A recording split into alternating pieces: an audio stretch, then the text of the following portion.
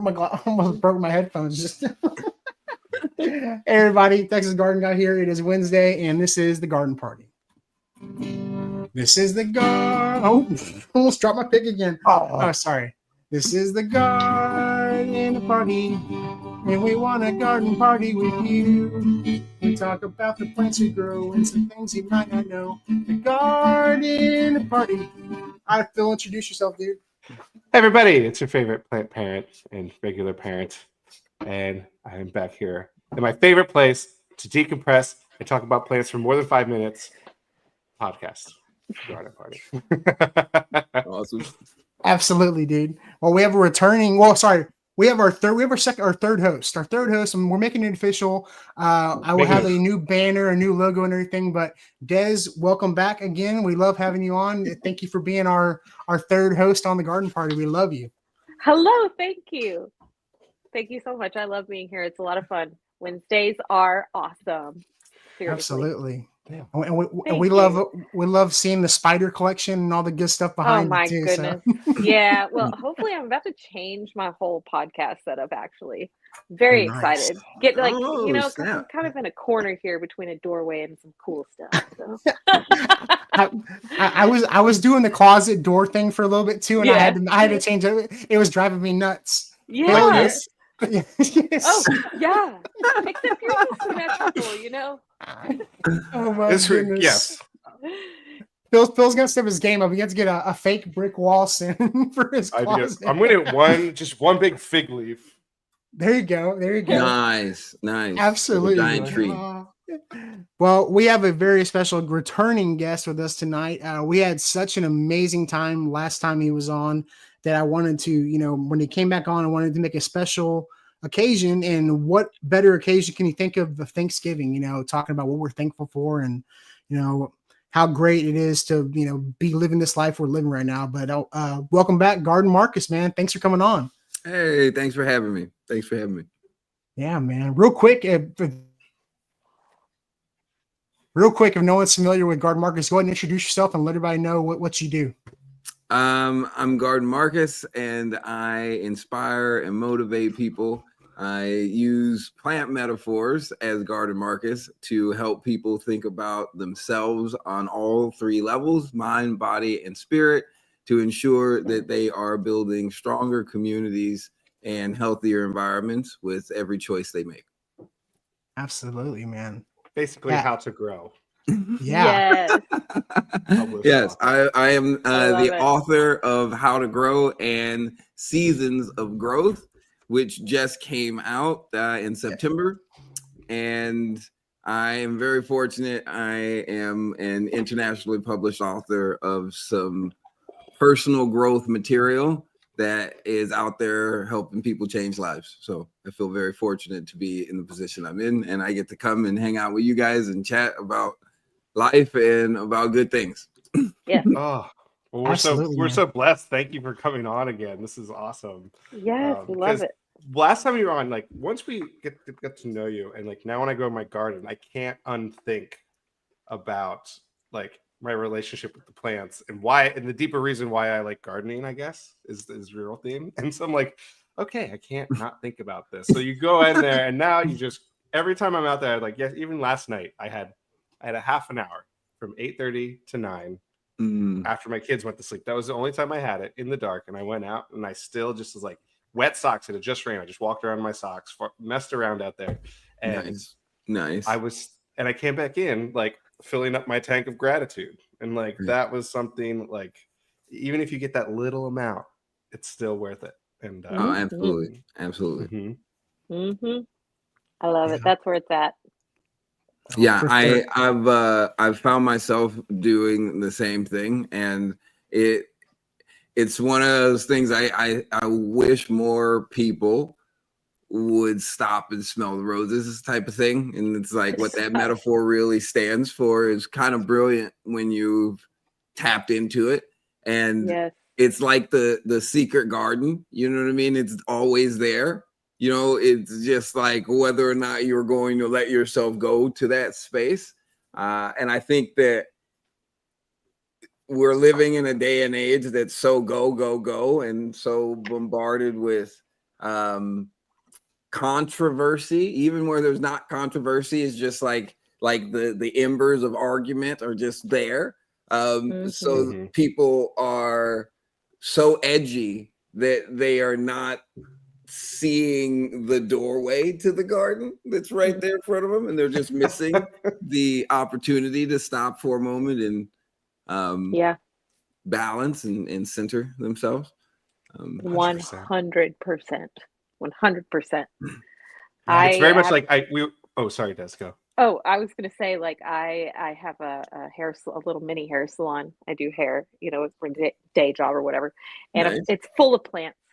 And I have a TV, and I just put a nature video loop on in there, and I've got like essential oils going and stuff. And the thing that my clients always say is like, "Wow, it's so peaceful in here. We can tell you're the plant lady. It feels so good in here. I love your plants, and it's so relaxing." And I came in here and I was so stressed out, and now I'm so much more calm. And I always feel so cool when people say that, because truly that's how I feel when I walk into the garden, and to be able to do that at work too, and have that, create that space of like peace, is so wonderful.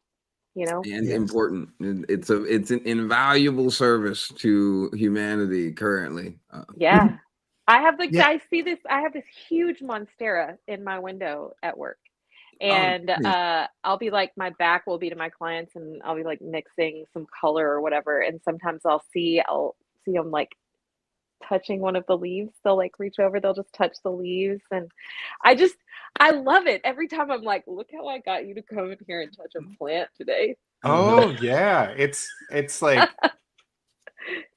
it's in our essence of being. Like when my kids are having meltdowns, and I have to just hold him or hold her, I go out, and it's sometimes we're just like, when we just sit, there's no, we can cry, I can hold that space for you, but like we're in the garden, all of a sudden we're just touching the leaves of the fig trees. We're just hearing the birds. We're just out there, and all of a sudden, poof, all that, they have their mental space back. And like, I'm like, this is why I do this too. And it's okay. And you just go back on with your day. Yeah. It's very instinctual to touch the leaves. It's like you're walking through the forest.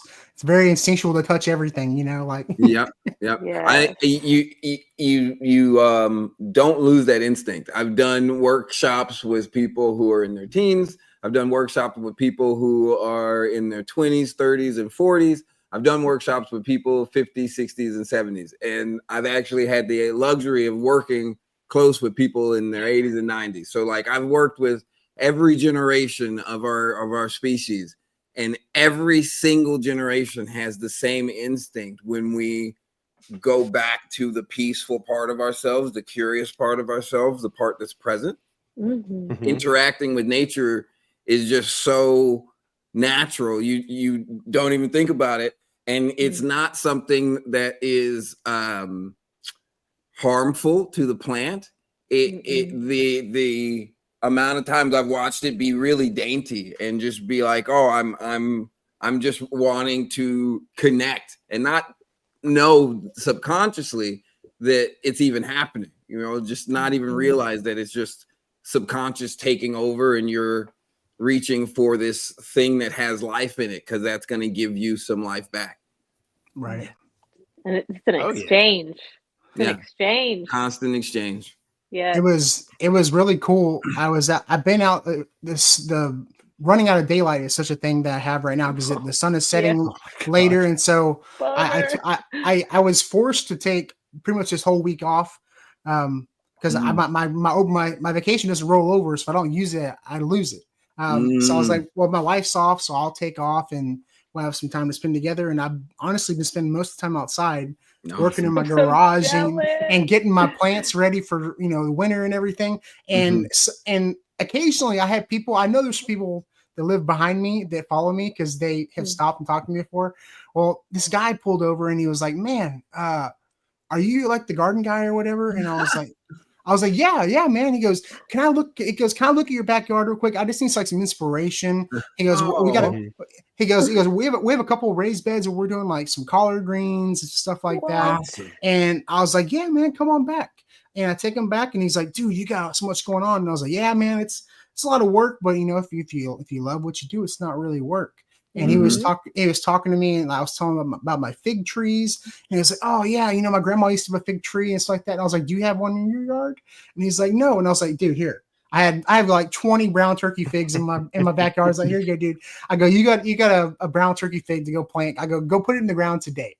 Awesome. And he was like, "Oh man," he drove down the road and he had the fig tree hanging out of his Mustang passenger window. Oh, I love That's it. awesome. And it was just so cool. Like you were saying, like people at work who touch your plants, like nobody comes to my house, and like y'all know from experience, Des, nobody leaves my backyard without plants. Like right.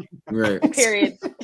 Yeah. And also, like, nobody comes and says, "Can I see your garden?" And you're like, "You want to come see my garden?" And then you're like, "Okay." And then we proceed, because we're garden people, to show them every single space in our garden that sparks joy. And all of a sudden, 2 hours go by. You're like, "Aha!" And I think that's like a common thing between gardeners. Is like, of course, you got to see it all.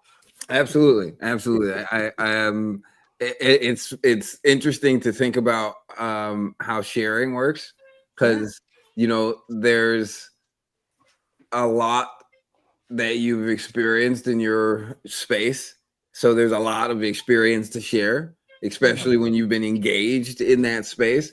So when it presents itself as an opportunity to engage with someone else about your experience, that can lead you down a really time-consuming rabbit hole. And so I try to temper that as much as I can, because I could talk to people about all kinds of things for much longer than they really care to. And I think about how information works, how knowledge works, how understanding works, like all of these things that lead up to wisdom. And one of the hardest things for me to learn in this lifetime has been what information to share, what knowledge to share when, and to who and for how long, because a lot of people don't have the same desire to have certain kinds of understanding. And I've had to be okay with that. I'm an oversharer. No, I'm way too much of an oversharer. I have my moments. Yeah. I can be the same. So I'm thankful to my wife, who stays nearby and can like give me an eye or two every now and then, and practice, which I love to talk to people. I love to engage with people, and not everyone cares about all the things that you want to share, and people don't care. And that's one of those things about the garden that I found fascinating. Like, I'll go to someone's garden and they'll care a ton about their tomatoes, right? And they're just like, "Oh man, you gotta like hear all the things I gotta tell you about the tomatoes." And I'm like, "No kidding."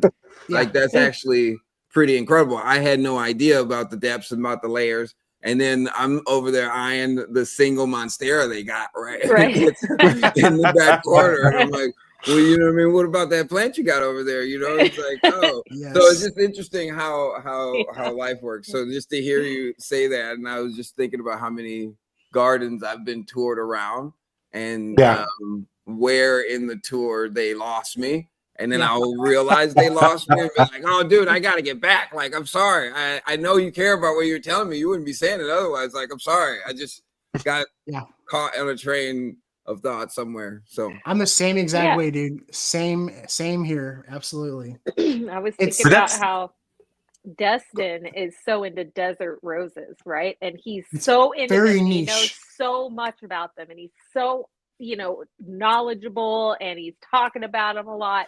And I'm like, cool. She's you want to hear about some bugs? You want to hear about like maybe but you see this bug that's on your desert rose? Hold on 1 second. Yes. Hold on 1 second. Let me tell you about that. No, for sure. And that's why, like, I try to do the content that I want to do, and hopefully it gets a good perspective, like people enjoy it. I try not to do like too much, like, hey, what is this person requesting? I try to just like like we were saying earlier, the time, there's not as much time anymore going into the fall and winter. So having to focus your time on stuff that you actually want to do, not just trying to create content for people that want it, like, like for certain things. Yeah, but that's like the greater network. It's like, I don't know what to do. Like, I'm asking people for questions and help on my plumeria. I know I kind of take care of it, but then I reach out to like you and like the plumeria papa, where I'm like, they can better answer you. Yeah. Put you on hold real quick. I'll get you over to them. Right. But let me call like, my plumeria department. But like Marcus was saying though, it makes more sense, like, because people will, like, when I walk through a nursery, the first thing I'm looking for is like, okay, where are the desert roses? Where are the cool tropical succulents? I went to like the Alabama nurseries, and they had all camellias and azaleas and roses, and it's like, well, these are cool, but like I don't really care about stuff like this. So I think that's why nurseries are so important. Like, they let you just experience it and shop on your own. They they ask you if you want any help, but then they kind of let you explore on your own, and not trying to force stuff down your throat. The same way, like, I try not to force stuff down my throat. Like, we all create different kinds of content. Like, Marcus, you do garden, you're garden Marcus, but you don't do a whole lot of like instructional like videos like I do. It's very different, and I love how you do your content. It's very you get two things out of it a lot of the time. You get like the learning, but also the spiritual aspect of as well, and fun. Yeah. It's also fun, Trying to focus on that as much as possible these days. It's been an interesting journey because originally when the channel was really in its infancy and it was taking off, right, I was just showing all the things I was learning, and a part of that learning was some really heady and introspective life lessons that I was gaining as a part of doing these different things. But there's also so much to be said about, hey, I just found out about this type of plant. Did you know about this? And in the process of sharing my journey, I think that there was something authentic there that really resonated with the audience at large. And you mentioned the spiritual aspect, and I think that that's really where what resonated with people. I think that's where it came from, is because I think so much about harmony. I think so much about vibration, and I'm conscious that there are a lot of foolishness going on in the world, and there's a lot of entertainment going on in the world, and one man's entertainment is another man's foolishness, and vice versa. So it was important to me that despite all of that, providing what skills I had to offer in the forum that people might actually be able to engage with it. And it wasn't like I thought so much about the garden at the time. It was just sharing experience, just sharing my experience. And it was through my garden that I was sharing that experience. And now, all these years later, there's so many more creators. There's so many more people in the garden space. There's so much more information being shared. There's so many more videos. There's so many more people who have, like yourselves, like really specific expertises and niches that I'm learning from, and I'm still engaging with and finding fascinating when I do spend time on social media, which I don't spend very much. Yeah. But all of that is to say that the social media realm created an opportunity for people to go in, get a piece of something, and then go away with it. But as we were talking about before, there's always an exchange, right? So when they would come, right, they would come and leave something behind. And it's a spiritual thing that you don't really realize it, but it's just a marker. And in a tangible sense, it was a view, right? It was an actual time essence being spent here. the more of us who are engaging with social media and are putting things into it so that when someone does stumble upon it, they take away something that's enriching to their being. Yeah. The more we are feeding a cycle of growth. Mhm. But conversely, every time we don't do that, we are feeding the opportunity for a chasm. Mhm. And Taking away. And so it's been interesting, right? If we take it to a plant metaphor, long ago, I was desperate to put in nutrient into this space that I saw seeming to become toxic. And in the toxicity, that's where the cavernous comes from. Those of us who see that and are trying to put in nutrient, trying to fill it back in with soil, are conscious that we have to do that so that we have a foundation to plant seeds so that people can come and actually take things away that are going to grow in the future. That's a hard thing to do nowadays, because to do so is almost to do it at a sacrifice to your pocket, to your career, to your future. And I say all of that to curve to the point that I feel very thankful that several years ago we were sharing things that people needed. Mhm. And here I sit all this time later, able to continue to do that. And in the same way, it's not, as you said, straight up instructional. I'm not trying to tell you how to do any particular thing. Yeah. But it is, like you said, you definitely take something away. Like I try to, anytime I do any kind of content, whether it's educational or fun, that either come away with like a new idea or a new thought process, or it's just made you smile. Like making someone smile is so important. Like if I can make someone smile in my videos, like that's the most important thing. Like 50% education and 50% entertainment. That's the right formula for me. To kind of throw something new in there and then make someone laugh, because I'm always doing goofy stuff when I'm making videos. It just doesn't always get put in. Yeah. Go ahead.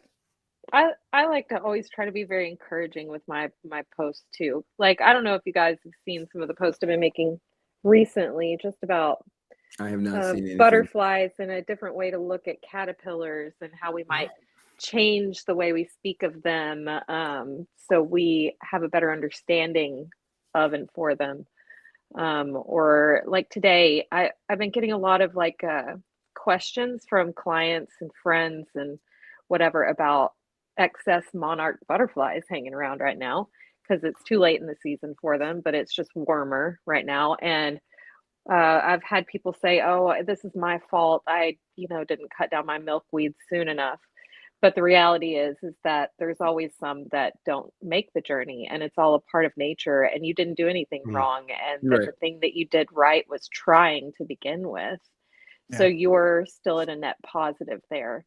And I try to do that with my content especially when I'm speaking of things like insects, which are not always looked upon kindly. Because I think that once you start to understand how connected they are and what role they play in the ecosystem, you can start to have a little bit more compassion for other things that are going on as well. So anyway, lately, that's the good I've been putting into the world on my channel again. That's awesome. Oh yeah. That's awesome. Well, I appreciate that. Thank you. As I was saying before, I don't really look at things, but like being here with you guys right now is a great opportunity and some time. It's like, hey, carved out time. Let me look at it right now, and this is awesome content. So thank you. We need this. I love my insects in the garden. I'll just be sitting there like a kid, putting my hands out and like waiting for things to fly on. Oh, that's dinner. I'll be right back. Oh, you're good, man. You're good. Well, Phil, while he's out, Phil, I know you started reading the book. He I did. did start reading the Look at book. him. So I read like I get in like a page or two a night, and it's just like my time to come down from everything. And I get to, so I'm still in the learning about my dichotomies. I am still learning about my foundations, and I realized early on in the book, you need to know this stuff before we go on to the next piece of the book. But like your dichotomies are like knowing the balances that are going on around you. So that, and then also I'm about to dig in, and here's the thing, and this is maybe the overthinking in me, right? For Seasons of Growth, because I have it right next to it. I wanted to like parlay it into like back and forth, right? Okay. But it starts like I want to make sure like I measure twice, cut once on who I am, and I probably am overthinking it. I should just start writing. I should just start writing. Yeah. And start getting into it. Yeah. Well, okay. So there's two different things there, right? And if I may, yeah, go for it, please. How to Grow is in-depth attempt to explain what I've come to know about the cosmicness that is life in a way that's digestible to everyone in 50,000 words. I'm gonna tell you, I feel really proud of that material, that we were able to do that, and you taking it step by step honors that process in a way that I'm very thankful for, because we made every single paragraph carry meaning. Every sentence is intentional, so it's like super intentional. Yeah. So that is designed that way. Seasons of Growth is more of an encouragement, more of a like, let's do this, but it's you doing it. It's so much more hands-on, and I would encourage you to start Seasons of Growth today, because the more you're writing and engaging with yourself, the more everything I write in How to Grow is going to just sink in faster and be driven home that much more. I would consider Seasons of Growth a great companion piece. Okay. Because it's a journal, and because it's talking about the seasons, and it's talking about them in an abstract way, where How to Grow is very straightforward in its metaphor. I feel like, because I'm giving you a lot more of the explanation from my own experience. And I say all of that, and I think about you explain that nicely. Like, one is importing and one is exporting. But one is importing from what you've broken down as the cosmos for the universe and how you interact with it in nature. And then the exporting is like, how am I going to approach this cosmos kind of thing? Yes. In the same way that I talk about, you'll find in the latter part of How to Grow, there's meditation and there's prayer. There is an inner and there is an outer. When you're engaging with written material, you use your imagination. You draw in energy from the cosmos to create the picture in your mind, to hear the voice inside your head as you go through the script or go through the words of the novel. That's a really incredible process, but that's in here, right? Reading and in here. When you go to journal, you're taking this and what has happened here and taking it and putting it out there.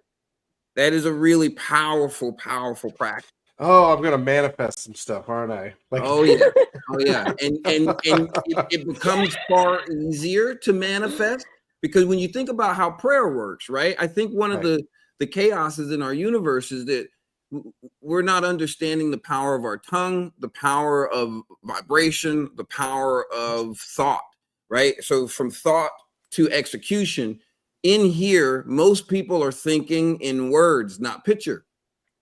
So they have an internal dialogue that they have going on in their head.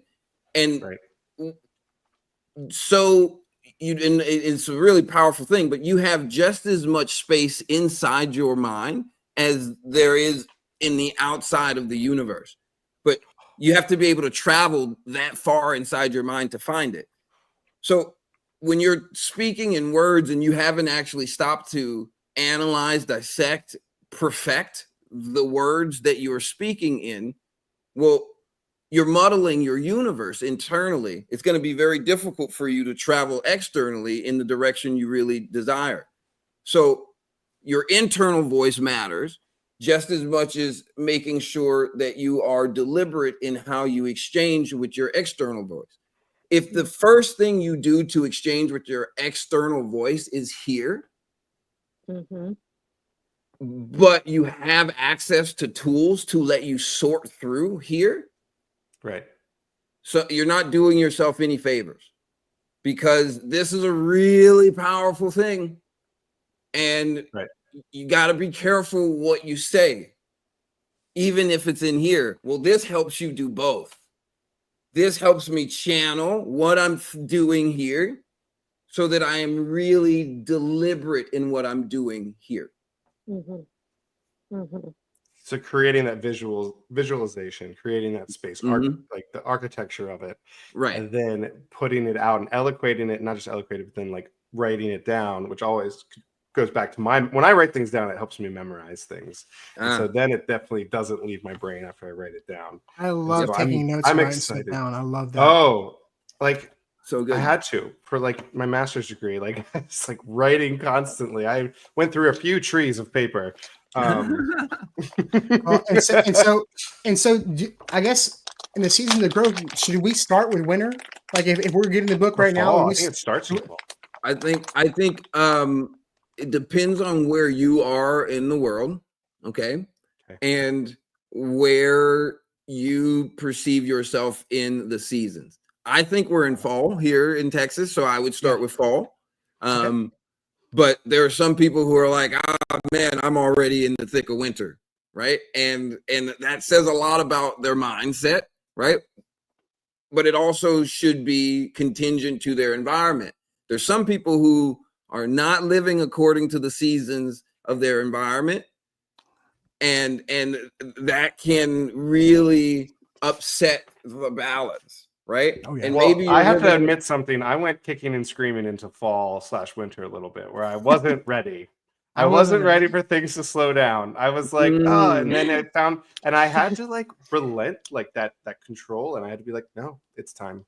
Like we're just gonna sit back, and I'm gonna embrace like my tomatoes didn't get that far this year, and like yeah. So I'm accepting it now, and now I'm getting in a better headspace where I'm like, this will be a great time to do all the back end growth and development, and this would be a great time to really take advantage of this. I literally talk about that in the book because you're not the only one, and there's so many people who I talk to who I'm like, oh man, you're fighting the season, right? But they haven't come to the awareness that you have, where they like have to give into it, so they go into the season fighting and go through the season fighting, and then find themselves ill by end of season. I was gonna say that sounds exhausting.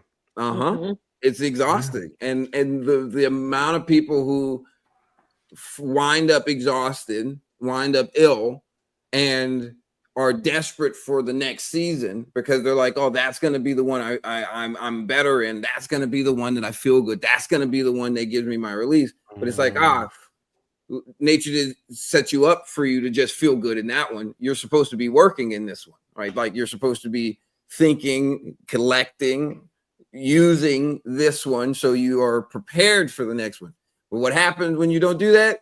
Well, the next one comes and then you jump out there, you're all giddy, and you burn out so quick. And then now you're upset and you're watching things go by, and that's how depression starts to spiral. And it starts like way back in the beginning. That's fantastic. Oh, Marcus, thank you. We but you don't start from the beginning of the book. Start from the season that you're in. Start from the season that you're in. Read the introduction because that gives a holistic approach. And then there's also in the very beginning, there's several prompts that I think are super important for people to ask themselves. Give me a second. Yeah. No, I'll definitely be starting this first thing tomorrow. I'm like tomorrow morning. I'm gonna start it. I'm gonna start it first thing tomorrow morning. But these questions, right? Like before you get in, when it starts to let's begin. Who are you? What is the current state of your well-being, mental health, physical fitness, spiritual awareness? Like these are questions that you really got to ask yourself and think about before you get into the other part, right? That's why I think the introduction is so important because I'm trying to get people to really stop and be like, oh, me. Right. Okay. That's me now, me in that season. And that's the first question. Who are you? That's such a deep question. Like it's a simple question, but it's very complicated, isn't it? It is. The amount of people who are well, I'm so-and-so. Okay, great. Yeah. Tell me about so-and-so. Yeah, for sure. I talk about that with my therapist sometimes where I'm like, We've practiced soft belly up mentality of being like exposing your full self and saying like this is me, but my headphones are going out. But and this is part of that journey is like writing it out. This is me, and that's okay. And you're like, and it's I'm excited to get into this now. Now I'm feeling the vibes. Awesome. Awesome. I'm so happy to hear that. You know, I feel like both books have a unique space in the world in the way that they are solving several problems, but it's not the kind of thing that the pill is written with the answer on it. So it's like, oh, I have a headache. This is the headache pill, right? It's more like, you're right. You got to put in your own work. You got to do your own healing. Right. And so it is like, it does so much to boost someone's confidence if someone is looking to engage in deeper relationships or actually start a relationship. I feel like it's a great tool to help one find themselves and find their footing to go about doing that. And I think about how many people are feeling lonely, how many people have desire. And it's like, well, this is a way to tap into that, but actually take action steps to get it right. I think about how many people are trying to be a certain kind of pretty, a certain kind of image that they want to project for the rest of the world to see them as. And I think this is again another tool to help you achieve that goal, but it's a way to do it without spending a ton of money on cosmetics, or without having to go and alter yourself. And so it's a really, again, it's like the layers that I've found of the amount of people who want to stop aging and like want to age in a better way. The amount of elderly who feel some sort of discontent with their current space in life. I feel like these are tools to help you find peace, to help you slow down that aging process and recognize how those processes are a part of something greater and where you're fighting the process. You know, life has made it so that there are trees that live so long.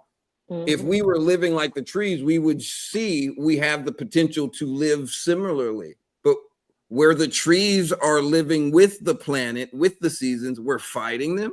Yep. Of course, that's going to make us age faster. You know what I mean? So it's like learning. There's just so many different layers that I'm like, oh, I've heard so many people with problems. And I'm like, oh man, it's a really wild thing to consider that I have tools to help you solve some of these problems, but you would never think like an anti-aging tool lies in journaling. But yeah, but it really self-reflection. So And it's like, Sure. and it all ties back to like metaphors and analogies that we have in the garden, with It's true. also the garden itself being like a rejuvenation tool. 100% on every layer, in here, out there. It's like literally in every space, the garden matters. Oh my gosh. I think yesterday when I was out in the dark, I turned my flashlight on just to look at my garlic coming up. That's all it was. A little green thing, but they were all of them sprouted, the whole bed. Something dug up my parsley and ripped it off. But you know what? I had an extra little rosemary that I put in its place. But like, I'm guessing the possum ran out of figs. oh, I no, we lost our possum to a car out on the main road. Because this possum, he was just chilling. He just chills. Poor thing. But that was like a year or two ago. Now I have something else that's like I don't know. I'll have to see what's out there. My two favorite animals. You might right have now, rabbits. You have I rabbits, do have right? rabbits. I have a turtle. Skunks. It's a painted turtle or a box turtle. He comes in and goes in like months at a time. I'm like, how do you get in here? So he's hiding somewhere because I'm a fenced-in yard. And so I named him Master Oogway from Kung Fu Panda because he's like a spiritual turtle. Dude, turtles are very sneaky, man. Turtles are so They're sneaky. And you never see him coming, I guess. And I think that they present a really great ninja metaphor for me. It's like I'm right in front of your face, but I'm moving so slowly. Don't tempt the millennial with a Ninja Turtle reference. I'm moving so slowly. That But yes, it's like Tai Chi. Like you can't stop this happening. Reminds me of Drax and Guardians of the Galaxy. Yeah. The art of moving so slow, or whatever he said. I love the Ninja Turtles, man. I grew up on the Ninja Turtles. I recently shout out to I think it's called one of the fast channels has a Ninja Turtle channel. And I mean I've actually watched more Ninja Turtles as an adult now than I did as a kid because I couldn't remember any of those episodes. But I watched Secret of the Ooze about a year or two ago, and it was still just as good. Like it holds up. It holds up. So good. Love the Turtles was definitely one of my favorite shows. I think about how the four parts, like you know what I mean. How I always thought of them as elements, and how later in life, right when Avatar came out, and like that became its own thing. Like there was always this part of my mind that was like waiting for the greatest crossover ever, where Avatar met the turtles, you know what I mean? It would be over. Each turtle was like a representative of their own like great chamber of the elements. And or so Michelangelo hands the last Airbender a pizza and he's like, "Have you tried this?" Oh my gosh! Don't talk about The Last Airbender. I love that series much. Yeah, and it seemed like pretty straightforward. Donatello would be from the Earth tribe. Michelangelo would be Air tribe, right? Leonardo would be water, and Raphael with all that fury would be fire. And it was like, dude, you guys make this crossover, please. Yeah, we figured it out. We've done the hard work, right? Say it again. Gosh. I said Marcus has done the hard work. He's already figured it out. Just need somebody to write it up. Call Penguin. The other spiritual animal in my yard, I have a pileated woodpecker, and he's huge. He's like a foot tall. What? And it's like which one is extinct? Which one's extinct? Is the pileated, or there's one there's one woodpecker in North America that people think they see all the time, and it's huge, and it's like apparently extinct, but it looks really close to one of them. There's like two. There's like the I'm gonna look it up. Hairy woodpecker or the downy woodpecker. There's the red-bellied, which has a red head. It's kind of a funny term. And then there's a few others, but we have like a huge one. He's like a foot tall. He makes this tropical sounding noise, and he doesn't. Other woodpeckers like this one's like dut, dut, dut, dut, dut, and he's just a big creature. And but he's so. I dreamed of seeing them my whole life. I'm like, where is this woody woodpecker? And they're down here in Wilmington. No kidding. Wow. I mean, I thought you were talking about an ornament of something. You're saying a bird that's like a foot woodpecker. tall. It's look up the pileated woodpecker. Okay. Yeah. And they get huge. We were They in look like Mexico. size. Yeah. We were in Mexico once in Puerto Vallarta, and there was this woodpecker. I'm not kidding. Every morning and then through to the evening was on one of the glass lantern light fixtures way up high, just like on the glass. And we're just trying to have our breakfast or like lay in a lounger. And this guy was just like over here, just on the glass. Wow. Oh, it was so frustrating. Yeah. So I I just don't know looked what up he was getting out of there. 20 inches in length. So they're almost up to 30 inches. So over 2 feet long. Man, that is a Wow. big bird to be woodpecker. For a woodpecker. That is Yeah. amazing. And That's got to be this- like a really this is what I was amazing talking sound. about. The one that's they Oh. have declared extinct as the ivory build, and Oh. it's Oh. so if you see one of these, this is apparently extinct in the U.S., North America. It's extinct. Heartbreaking. But But we this definitely is have the one on pileated. the right. Yes, the one on the left apparently is a lot bigger too. They're cute. I love them. They're huge. Wow. Though. They're a lot bigger than you would think. They're so big. Wow. They're so big. They'll catch you off guard. And Yeah. Mm-hmm. and so like I'm really excited to have that space because you hear that while I'm working, and it's more immersive. So I'm Mhm. immersed in Yeah. my garden even Mhm. more. And basically my channel is just a window into what I'm doing, and then I get to explain it. like Yeah. Bob Ross Nice. style. I love that.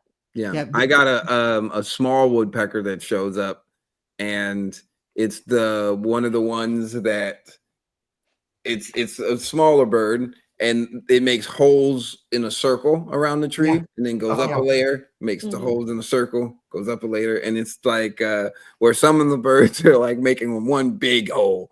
This one makes a ton of tiny, precise like drills around. At one point, I was a little nervous that I was like, "Man, this looks like it's not going to be good for the tree," you know. But I gotta let nature do its thing, and yeah, that's how I've treated the backyard. I love it when it shows up. Have y'all ever seen what a a woodpecker's brain looks like? We're talking about nature, like has all the answers. Nature, like Birds are so weird. I'm ready for this. Let's go. it's so crazy. So the reason they can peck and knock the way they do is their tongue like curls back and cushions their brain, so that they don't get Whoa, concussed with like banging their head up against like a tree all day long. that's So like amazing. their That's tongue wraps amazing. around like their skull. But It's also- wild. But also so they can like get the termites out the tree, right? Oh, it's really Yeah. long. Yeah. Yeah. Wow, Like a that's snake. wild. Like it's really wild to see how they use their tongues. Man, Oh that's my I god, did that's not know crazy that. looking. Wow. It's so weird looking. Yeah. I A mean- couple They say- times I've seen that in the garden a couple times and thought it had a worm. And Yeah. was like, man, where'd the worm come from? Like, did it just come out of the air? Like, and it took me a minute to be like, I think that's your tongue. Like, I'm pretty sure you're just tasting air right now. And I got to watch. Yes. Yeah. One of my favorite things is to do here in Houston, because we have so many lizards all over the place, is especially when it's like hot in the afternoon in my front yard on the concrete. They go after ants, and if you sit there and you're kind of quiet, you can just watch them, and I they'll love go it. and they go after ants on the concrete, and they just snatch them up, and it's so So fun. crazy to watch it work, and it's like Uh-huh. it's insane. It's so much. It's wild to watch. Like Yeah. if you just sit there and you're quiet, just like Phil was talking about with the woodpeckers, like hearing the woodpeckers, you'll hear so many things that you don't notice when you're not paying attention, and you'll see so many things that One of you don't usually. One of my favorite practices to do in garden therapy is to just get people to stop for a moment and listen to things that are far away, and then stop for a moment, still yourself, try and tune those things out, and listen to the things that are close by. The amount of wonder around us that we are literally ignoring all the time is so numerous, right? If we just let ourselves engage with our senses more, Yep. we would be so curious, and we would be so much more connected to right now, and be a better us for our family and our neighbors. And it slows time down. Yeah. Like It does, slows it down. slows it down when you're trying to go from A to B, or trying to take something that's up here, and then but when you go into that garden and all of a sudden like you be present like that, like try like it's like try meditating for just 5 minutes. That's my time window when I try to do it. I Your breath, and I digest so many of my emotions out in the garden, to be honest. Like I will literally, if I'm really struggling, go out there in the morning and I will not come back in until dark.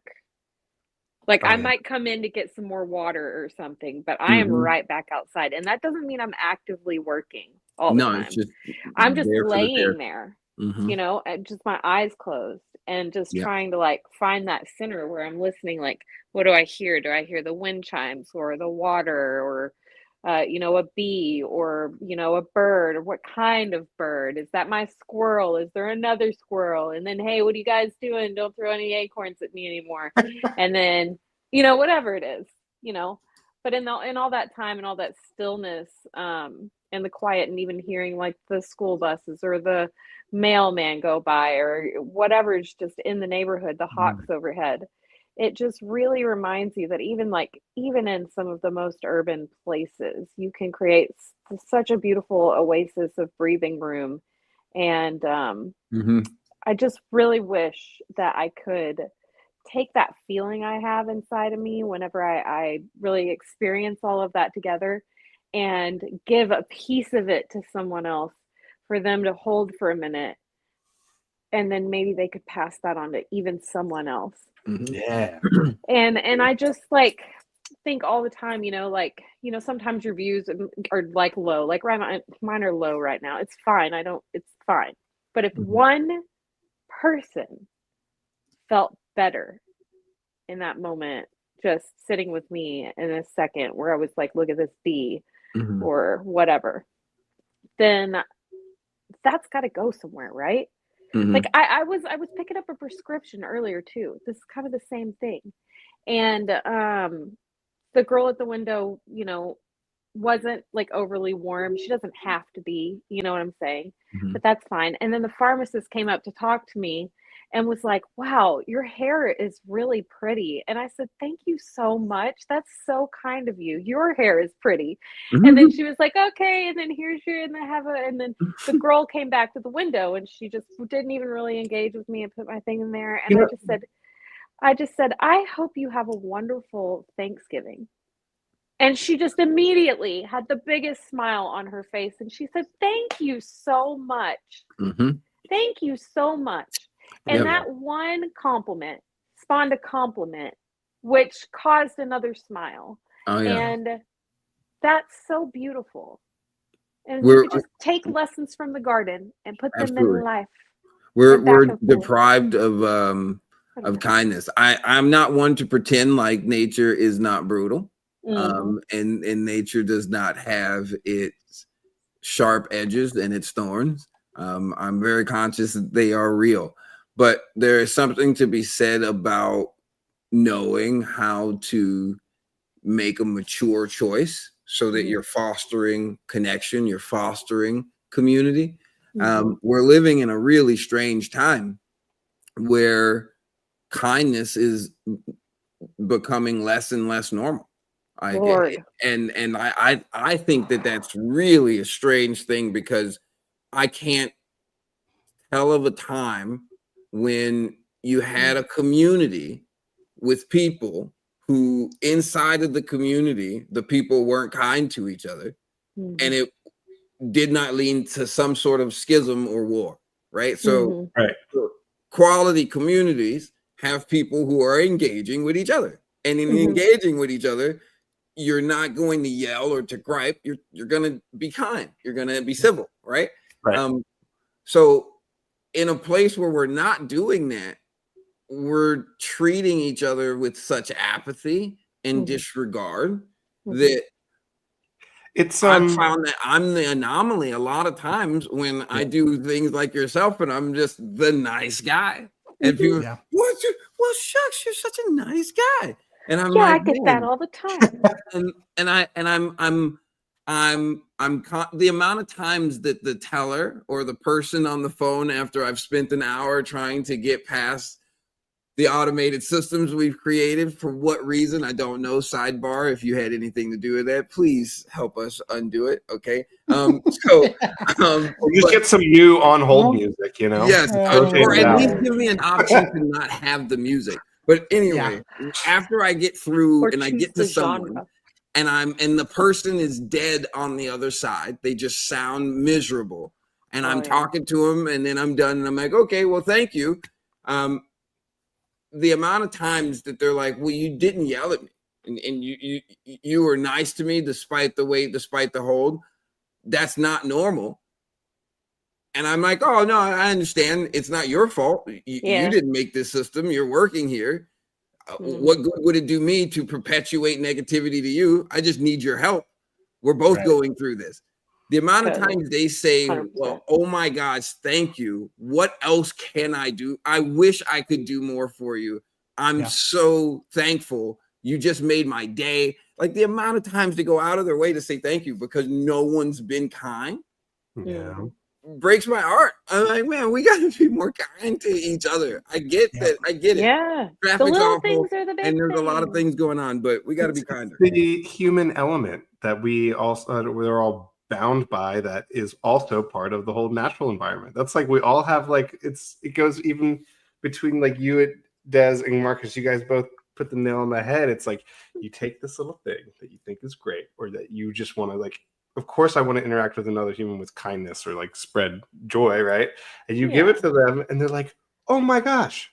And you'd be like, why wouldn't this be it's second nature to go and share that space? And I'm excited that I think there is beauty in that we are seeing, because I would also say that I'm one of those people too that just comes in golden retriever style to somebody. Hey, you are a golden retriever, dude. You are you are a golden retriever, or a lab mix. It doesn't have to be purebred. I could just be that. I don't know. You're definitely purebred. Purebred. That's awesome. Oh man, it made me be like, oh man, what would I be? You know what I'm saying? And I was like, oh dude, I'm whatever one that jumps really high. You know what I mean? It's just like a rat terrier. Yeah. I have a hard time, like you were saying. Sometimes I try to be I'm generally a pretty happy-go-lucky dude. I'm not like a mean guy or a rude guy, but I think sometimes as men in a society, we we sometimes think that being nice is a weakness or whatever, and it's definitely not the case. It takes a lot less energy to be. It takes less energy to be nice and be friendly than it does to have to be rude and think of a way to be ugly to someone. And so, but I definitely have seen myself, having issues sometimes being nice when I get I'm very easily flustered. So I understand what you're talking about there. I have this thought process about friends of mine who I've seen be very oh man, my bark is my bark is so thick nothing will wound me, right? And I've found that a lot of times in that setting, right, they're not recognizing the importance of the sway. So it's important to have that hard bark, right? But my leaves are green, my branches are soft, they're inviting, right? There's things that are stored and are sharing my energy up above. I'm not just cold bark all the way up, otherwise I'm not growing. And I think about how many of us develop that thick skin, or we become really prickly to other people. We got a lot of thorns on us because our experience was marred. And so now we're like, hey, I'm going to get you before you get me. Mm-hmm. Yeah. There are these things that have made it so we get these tendencies, and it becomes very difficult for us to release the foundation of our ego that we've created that really dictates how we're going to interact with others, how we're perceived, and how we want to be perceived. And the amount of times I'm like, man, just being kind isn't going to mean that you've got a thin bark now. You know what I mean? Like being kind isn't going to mean that you can just get rolled over and they're not going to think you're a tough guy. Right. It just means that you've got layers and you're practicing being a good human, one that wants to foster community with his neighbor. Connection. And we need that. There's a lot of us who are just not talking to each other because of our ego. And when I say ego, I'm saying like the image of self we've created, the perception of ourselves limits us from talking to others because that's going to make me look such a way. And I'm like, I think we've got to let more of that go and just go interact with each other. For sure. I wanted to ask your advice for me, because I used to really love being out in my garden and enjoying the peace and quiet and the tranquility of my garden. Here lately, my neighborhood has gotten very loud. There's been a lot of subdivisions coming through, so a lot of construction, loud children, loud radio. There's a car wash that when you need to pull out, it goes like really loud, like every time. So I'll be in my backyard and like I was a grumpy Gus, and I went over there because I had been in my backyard trying to do some stuff, and it sounds like what a scoreboard at like the end of the game. Time, that's what it sounds like, and it's like 3 blocks over, and it's so loud. And so I was super frustrated, and I was like, that's got to be like sound pollution or something. And so I went and talked to the gas station guy, and I probably didn't ask him the nicest way to turn off that buzzer. But then I called my city,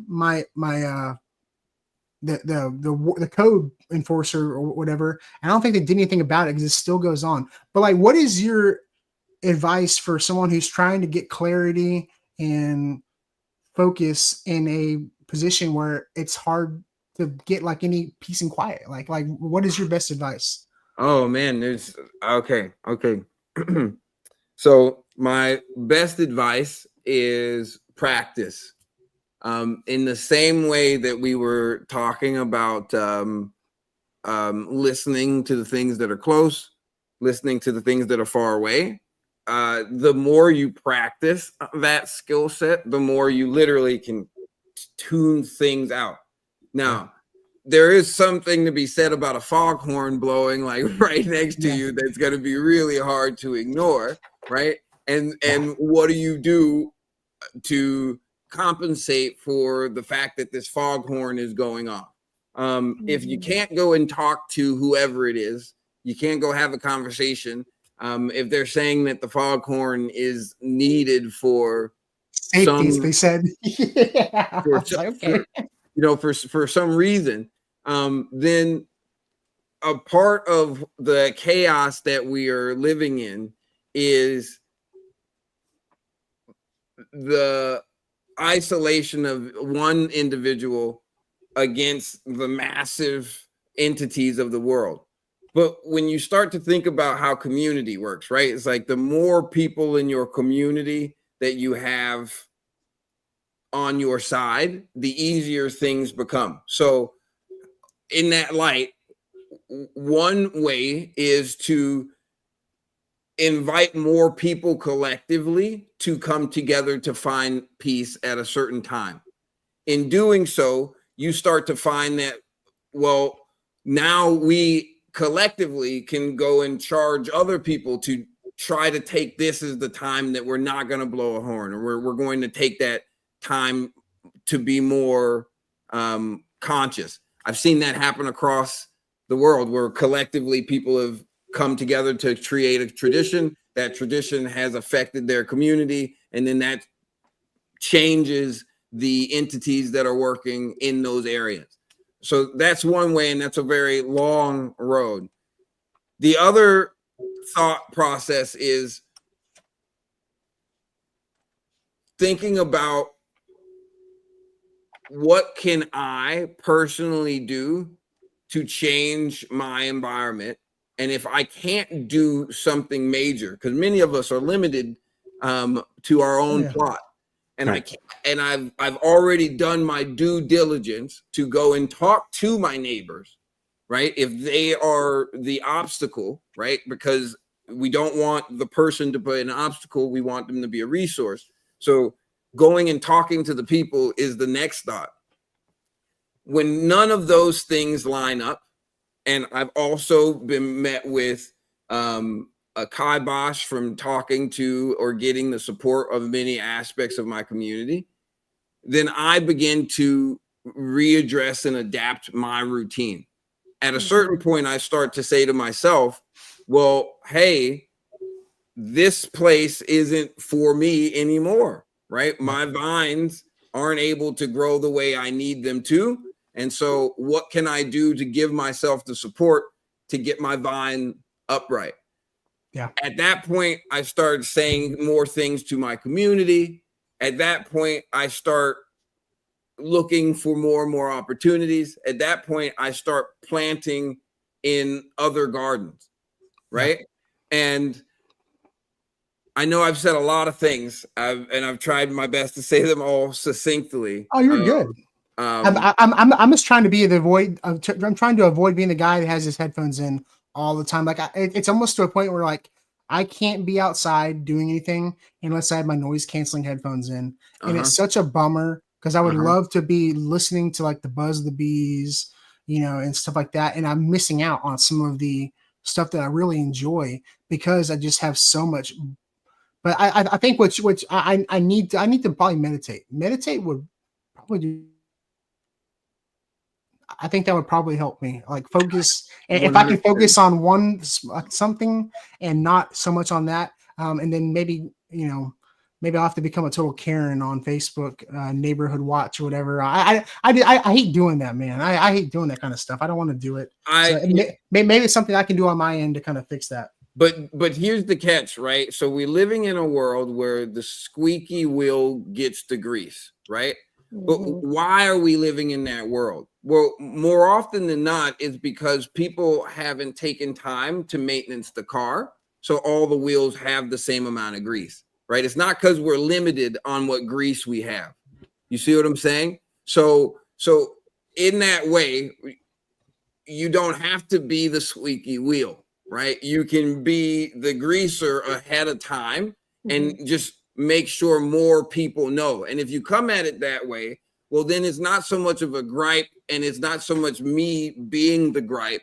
It's me presenting an observation so that we can find a solution before it becomes a larger problem. That's a good point. I like that.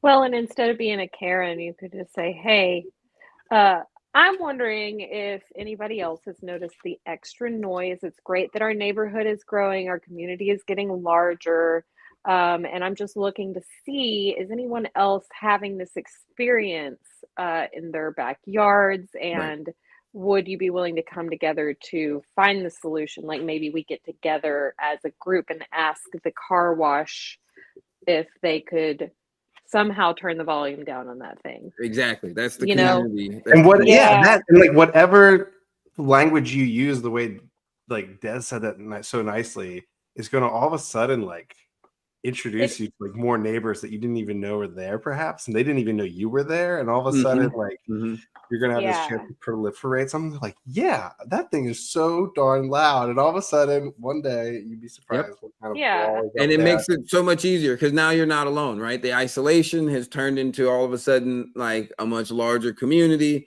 and the communities make change, and so many times again I've seen it. Once a community comes together, the corporations in said area have to make a change. Yeah, for sure. Crowding out.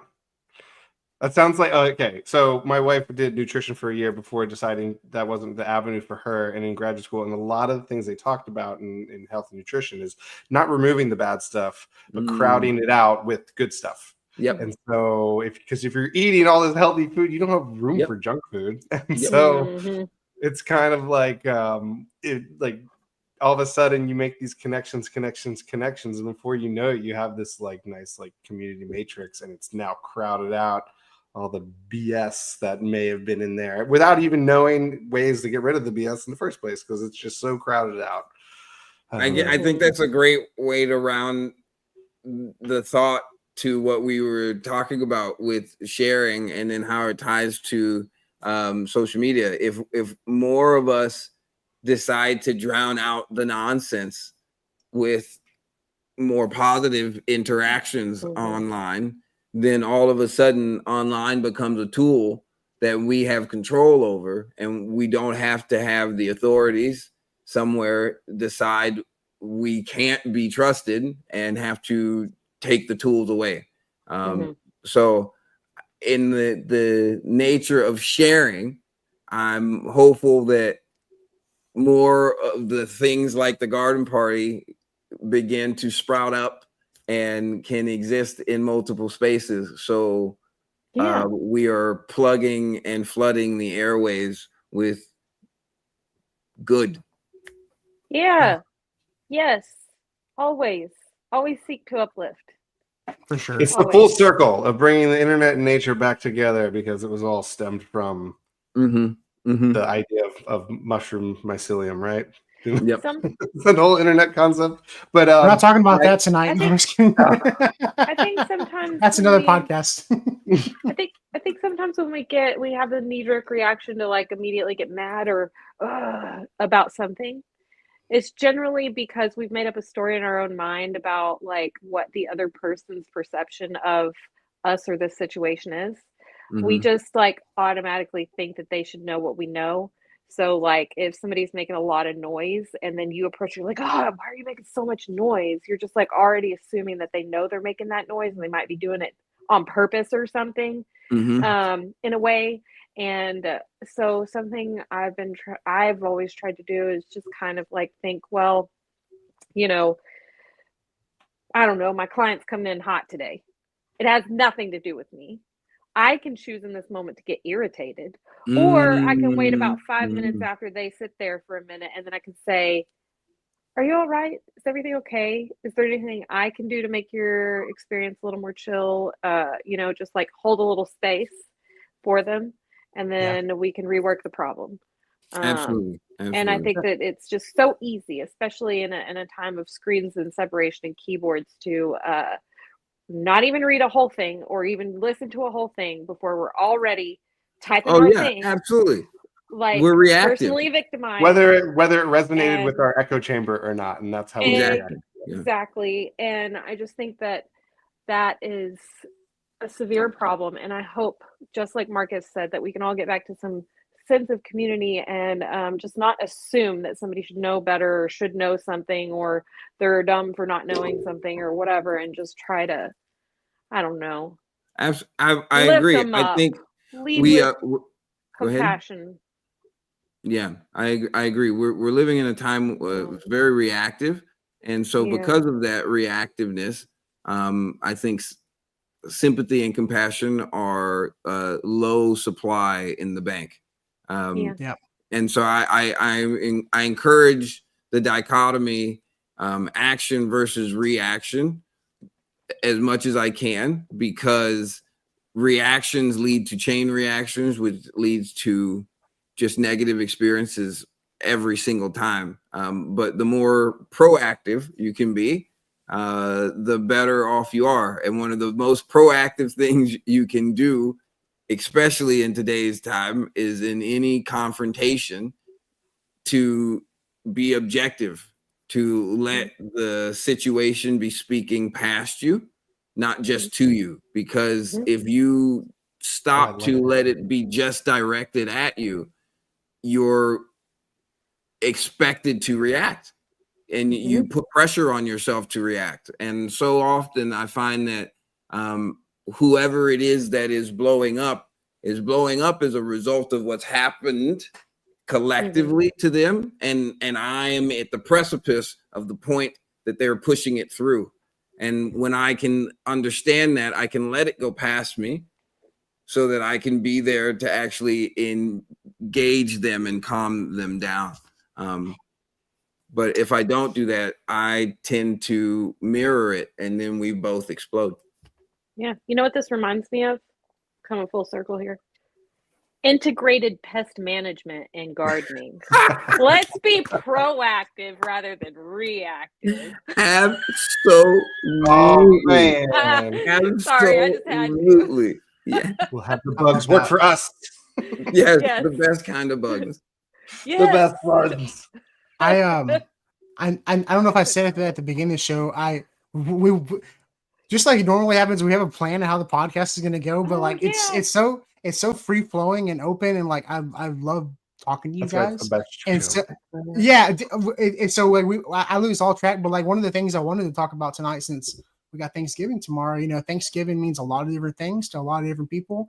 But my interpretation of Thanksgiving is, you know, showing people thanks and being thankful for all the people in my life that, you know, make my life better, you know? And so like, I wanted to kind of go around the horn and like, you know, maybe have everybody like say like what they're thankful for and like, you know, what their interpretation of like Thanksgiving is for them. I mean, we want to start with like maybe Marcus. What do you think, dude?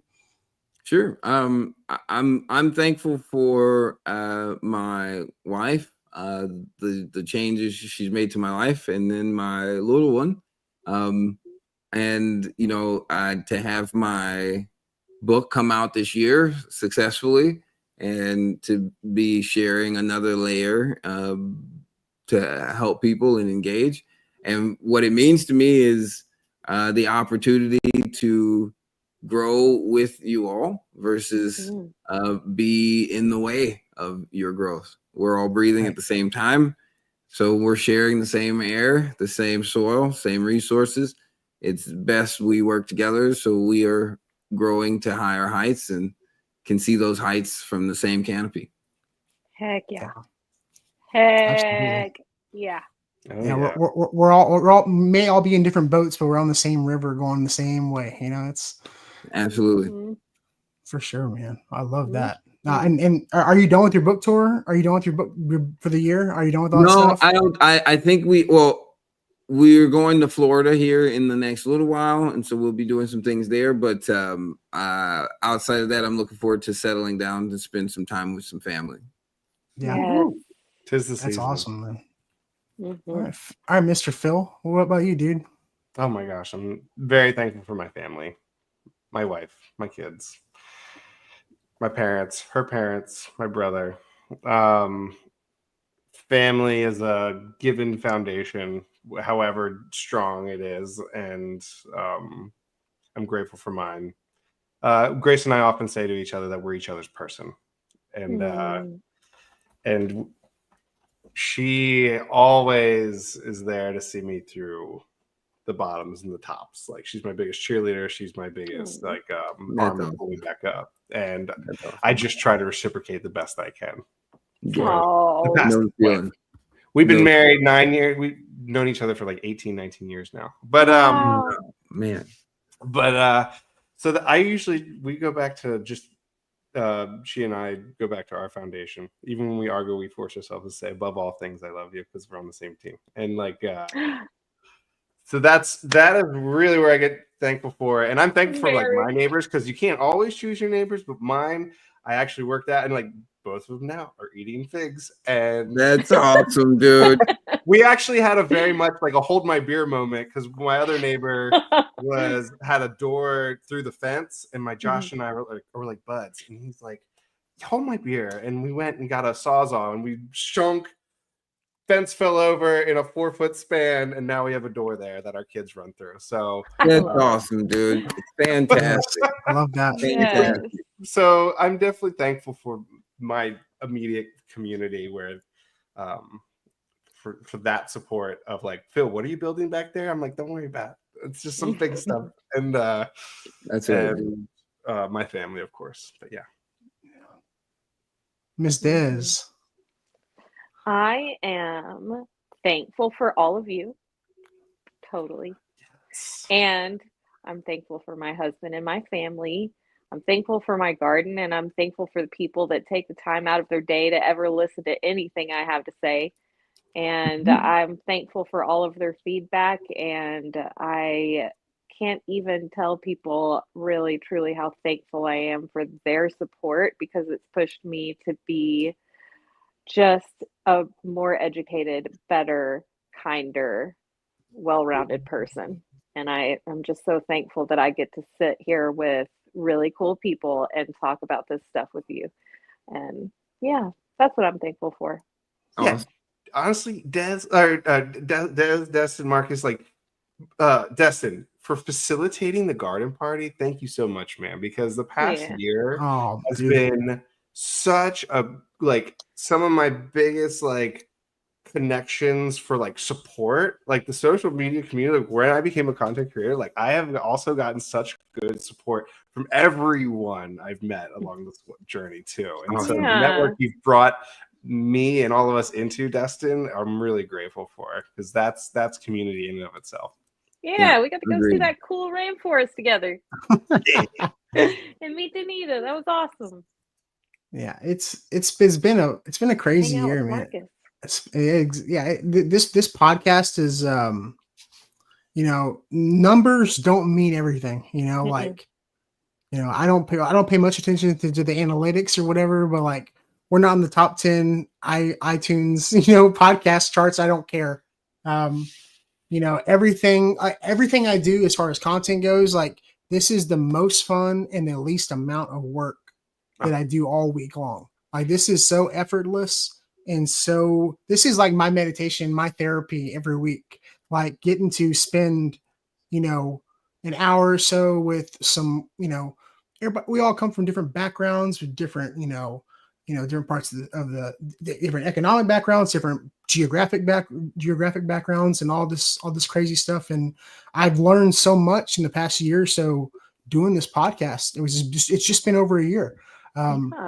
And I've made it a priority. I really did to, be here every week and do it like this. And it's so effortless. And so I'm glad y'all get so much out of it, because I get a ton out of it. I mean, it's been fun, and I appreciate everybody who I consider like people in my community, my family. My community is like my family. Like, I have my wife and our families, but like, everybody in the gardening community is like my family, and they mean so much to me. And it's just been great. And so I appreciate everybody, for all the support. It's been a crazy year, and like I don't feel like I worked any harder this year than I did last year, but it's just been so much. It's been a wild ride, and it's so much fun. I love it. And so, well, look at you bringing us all together. Yeah, I try my best. Y'all, it's people like Marcus and people like Des and people like Phil that allow stuff like this to be so effortless. I mean, it's crazy. I mean, Vikram, Josh, all these guys that have been on, Michael Fiore, Miss Gardentown. It's all these guys. I'm forgetting Jeremy. 50 other people. Jeremy and Alicia. Yeah. It's so thankful for all. I'm not thankful for my internet. I wish my internet was better. But man, it's been fantastic, and y'all make it real easy. I just realized that there were comments. Oh, you did? You couldn't see those the whole time? No, so it's been on private chat this whole time, and so I had a thing come up, and I looked over. There are comments. I was like, oh man, hello. There's a starred comment. Yes, I starred one because it pertained. I can click it and show it up on the screen. So, Marcus, what is the most surprising thing you learned in the garden but did not expect to? That's man, I mean that's how to grow is filled with. It was the beginning. That was in the beginning of the chat. Okay, that makes sense. Yeah. How to grow is filled with those. I would think that one of the biggest ones though recently is that I can't make anything grow. I foster the environment where things want to grow. I'm being reminded of that every single day with my son. So I did not see that I learned that lesson long ago, but I didn't see that I would be reminded of it so consistently, daily, every moment. I didn't expect that, and it has been both refreshing and also the wildest surprise. Love it. Yeah. It's gotta be like an adventure every day when you have kids in the garden with you, like Phil and Marcus. When y'all talk about your kid in the garden, like it's gotta be like almost like a little scary. Like you have to like be like a mama duck, like waiting for like because you ever Yes seen and like no. a you ever seen like there's just a part that's just going to be activated in your brain that's just going to be on for the rest of time. yeah. And No, you're well, and somehow they get the best steel trap of a mouth ever, and a piece of dirt gets in there. You have to fight tooth and nail to get that piece of dirt out. It's crazy. like a mama duck will have like 20 ducklings, and like she takes them out in the pond, and you don't realize, hey, turtles eat ducks, fish eat ducks, they fall on a storm grate, and at the end of the day, she's got 2 ducklings left over. It's terrifying. Like there's so much stuff in my garden alone. Everything, if you eat it, would hurt you. Like it's like it make me so nervous. And so like I can only imagine how alert you have to be, and that probably helps you all zone out on all the extra noise too. It probably helps because y'all are just like a radar. It slows down and changes the workflow, but it has definitely made me see things differently. I've never seen so many sharp things and so many like uneven layers of space. I would never have been able to tell you how unlevel my ground was until like I've been able to be like, oh man, watch that step, son. Watch this step. So right.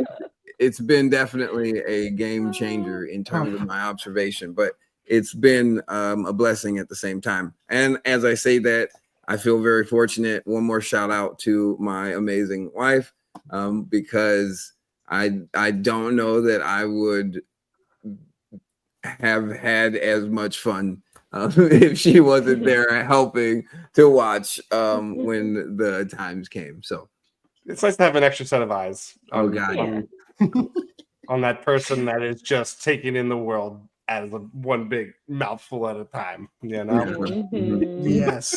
Yes. Now I've got a dog, and I know it's not nearly as like you got to be watching as much, but like my dog can get into millions of things in the backyard. So like I would probably watch my dog probably as much as y'all watch your kids in the garden. It's insane. Like there's just dogs on every fence. It's terrifying sometimes. The key is you bring them into the space. So like Tweety. Tweety. If you bring your children into your space and you start bringing them along the way, then they start looking for the things and show them the things to look for rather than the things not to look for. Exactly. And, like I have a little, like if they're getting in my compost and dirt and stuff, I just let them have it. We just hose them down later, And absolutely. You're going to get about a quarter of what you want to get done sometimes, but it's worth it. It's worth it. Oh my gosh, yeah. Core memories.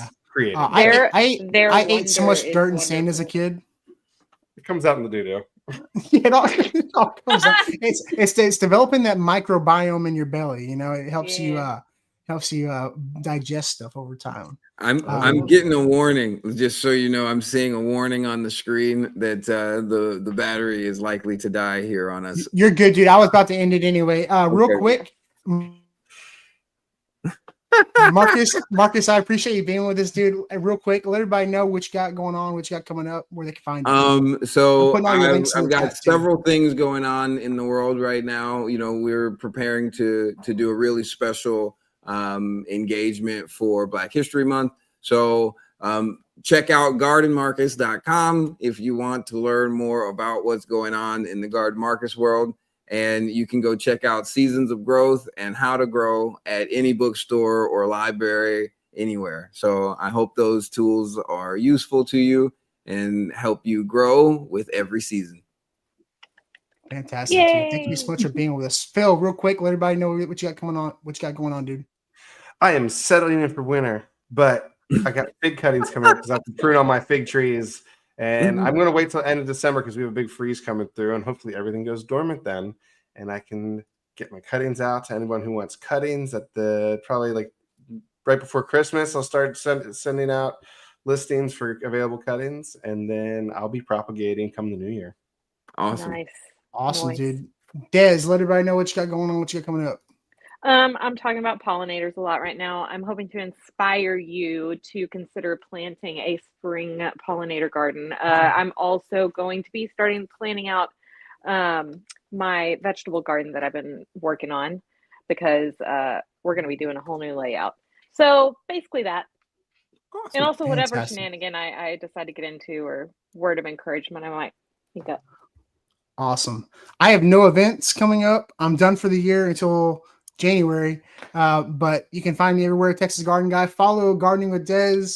Follow Phil's Figs. Follow Garden Marcus. I put the links for your books and your site in the comment Thanks, section. man. So go do that. Go pick up a good Christmas present for the gardener and your family.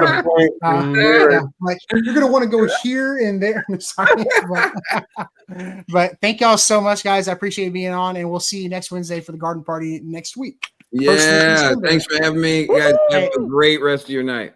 You too, buddy. Thank you.